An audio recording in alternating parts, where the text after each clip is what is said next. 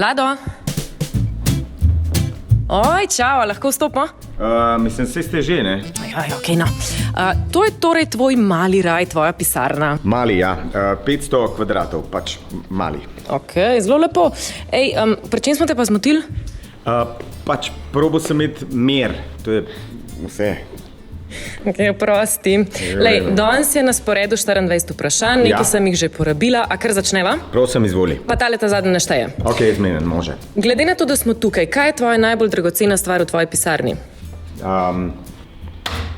Sef, ker je zlat, sicer v njem nič ni, ampak je pač zlat. Ne, veš kaj, kip, to sem jaz. Poglej, sam ni naravna velikost. Ja, niti čisto podoben, v redu.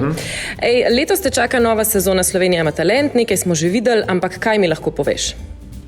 Lahko ti povem, da je po moje ta najpomembnejša sezona od vseh. Odkar je Branko šel, je Ana ratala ta stara, Andrej je ta mal, pa v bistvu to prvič imam šanso, da poleg tega, da talentom solim pamet, pa navijam zanje, pa tako naprej, da še dejansko nekaj naredim za njih, kar pomeni, da enega izmed njih povabim, ne glede na to, ali bo izpadel v avdicijski oddaji ali bo prišel do velikega finala, da ga povabim k sebi na oder, na stožce. Mislim, kakšno boljšo izkušnjo pa lahko dam človeku, a ne? Hudo, ful dobro. No, zdaj se že veselimo, da vidimo, kdo bo. Povej, kako se je Andrej upeljal v nov šov?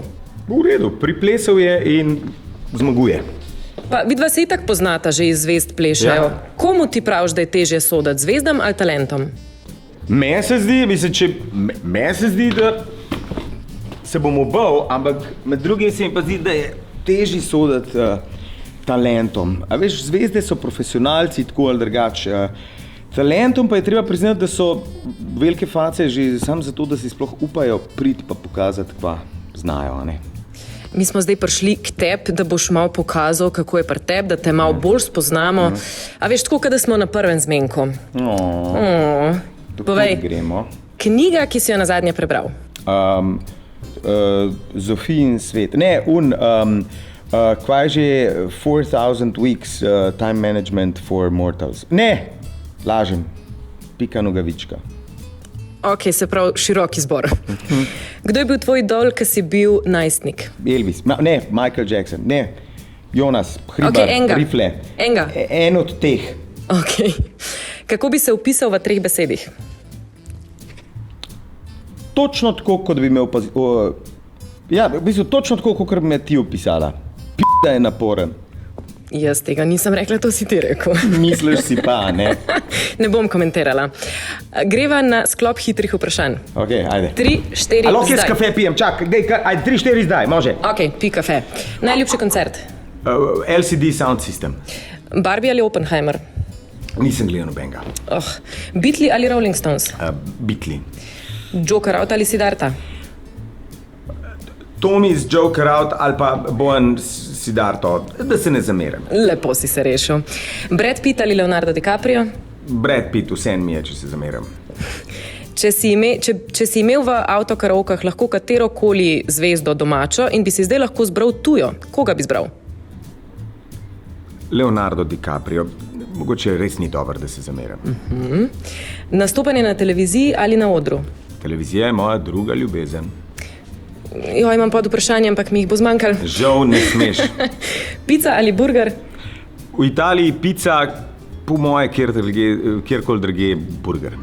Okay. Če sva lih v Italiji in kjerkoli drugje, velikrat greš na počitnice v eksotične kraje. Najljubša destinacija? Maribor. Maribor. Kaj je najbolj nora govorica, ki si jo slišal o sebi? Da sem normalen. Kako te je spremenilo očetovstvo? Na bolje, mogoče na najbolje. Lepo. Najboljši nasvet glede starševstva, ki si ga dobil? Povedal bom nasvet glede starševstva, ki ga nisem dobil, in to je pravilno število otrok je do 1. Nekaj utrujen zgledaš. Ne samo talenti, pripravljaš tudi spektakel v Stožicah. In ker si bil nekoč plesalec, me zanima, a boš tudi plesal? Ne, ja, mogoče, pusti me primer. Jaz mislim, da boš. A nam za teaser pred Stožicami zapoješ en odlomek iz predstave? Lahko, ok.